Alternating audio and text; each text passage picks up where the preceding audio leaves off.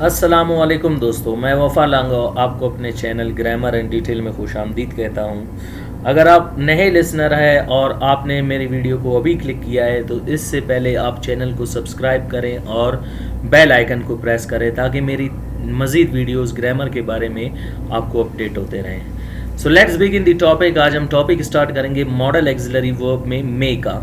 हम already first must और to should can could को ऑलरेडी पढ़ चुके हैं। आज हम डिस्कस करेंगे मे और डेफिनेशन की तरफ बढ़ते हैं मॉडल एक्सिलरी वर्ब का कि must, ought to, should, can, could, may, might, will, shall, would, use to are called modal auxiliary verbs.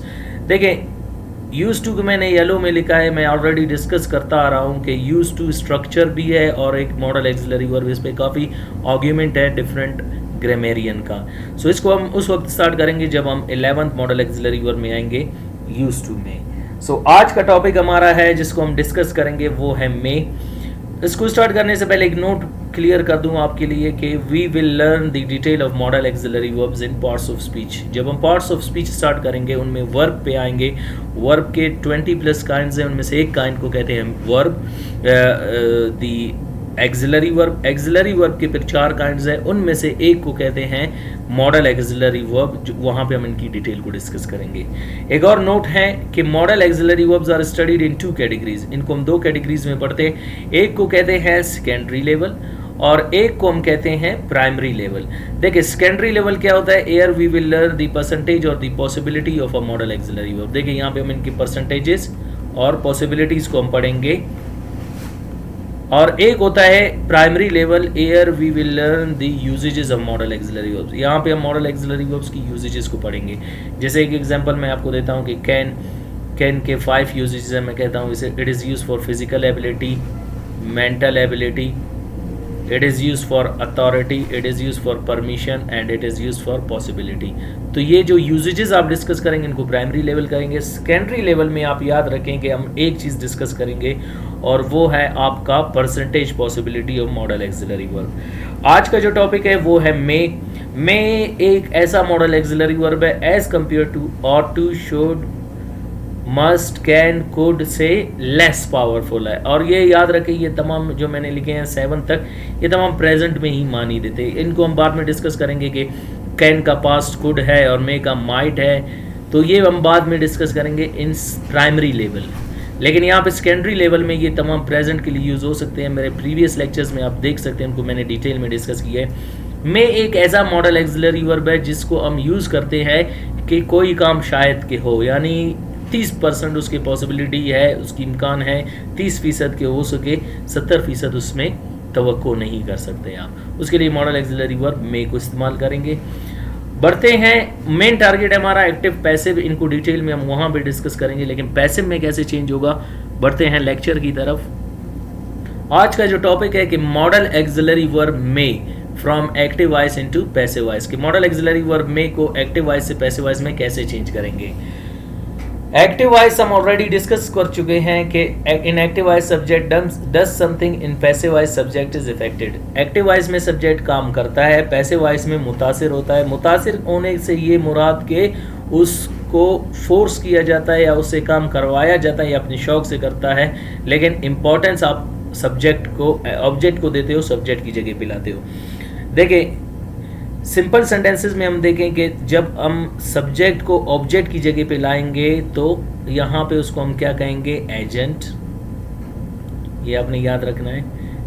और जब ऑब्जेक्ट को सब्जेक्ट की जगह पे लाएंगे तो फिर वहाँ पे हम इसे डूअर ऑफ एन एक्शन नहीं कहेंगे, बल्कि उसे हम कहेंगे टाइटल सब्जेक्ट और टॉपिक सब्जेक्ट, यानी उन्वान या जिसके बारे में आप बात कर रहे हैं। देखिए, फार्मूला होगा सिंपल सेंटेंसेस का। सिंपल सेंटेंसेस है क्या? 2 sentences in which we ask question, 2 sentences which make simple statement, जो सादा बयान जाहिर करें उनको सिंपल सेंटेंसेस कहते हैं। फार्मूला उनको बनाने का सब्जेक्ट में प्लस बेयर इन्फिनेटिव।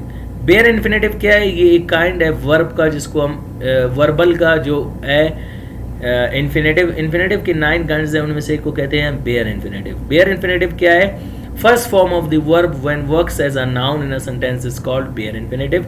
इनको हम causative verbs के साथ भी, कुछ causative verbs के साथ भी यूज करेंगे और modal auxiliary verb, तमाम modal auxiliary verb के बाद यूज करेंगे. याद रखें may के बाद हमेशा आप मॉडल एक्सिलरी वर्ब्स के बाद हमेशा, चाहे वो कैन, कुड, शैल, शुड जितने भी पढ़ चुके हैं उनके बाद हमेशा आप बेयर इन्फिनेटिव लगाएंगे, ऑब्जेक्ट और फिर बाद में फुल स्टॉप.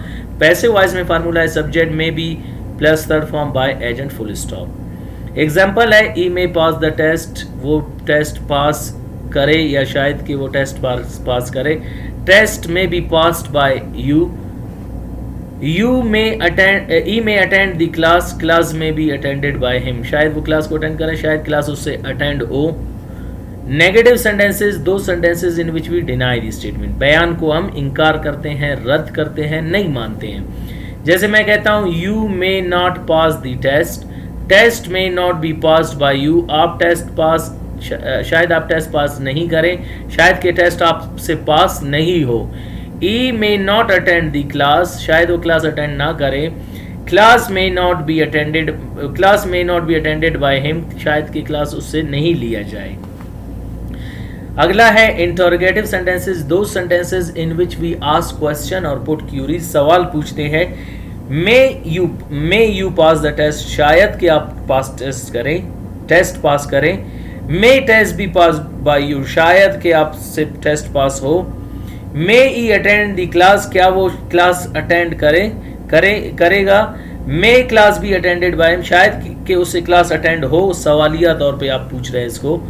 फॉर्मल सेंटेंसेस, दो sentences in which we ask question and deny the statement and we ask them in a formal way. रस्मी तरीके से, अदबी तरीके से, अपने से बड़ों के साथ या जिनके साथ आप क्लोज नहीं है यूज करेंगे. May you not pass the test, शायद कि आप क्लास पास नहीं करें. May test not be passed by you, शायद कि टेस्ट आपसे पास नहीं हो. May he not attend the class, शायद कि वो क्लास अटेंड ना करे. May class not be attended by him, शायद कि क्लास उससे अटेंड ना हो. Informal sentences, दो sentences in which we ask question and deny the statement and we ask them in a informal way. अपने से छोटों के साथ क्लोज एटमोसफेयर में, फ्रेंडली एटमोसफेयर में यूज करेंगे. जब may not एक साथ आएगा तो आप इसको meant पढ़ेंगे. meant, may not, meant.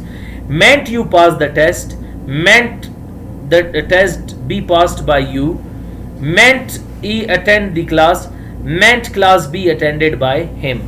सो ये हो गए आपके simple, negative, interrogative, formal and informal sentences of modal auxiliary verb में एक्टिव वॉइस से पैसिव वॉइस के आप इनको चेंज कैसे करेंगे.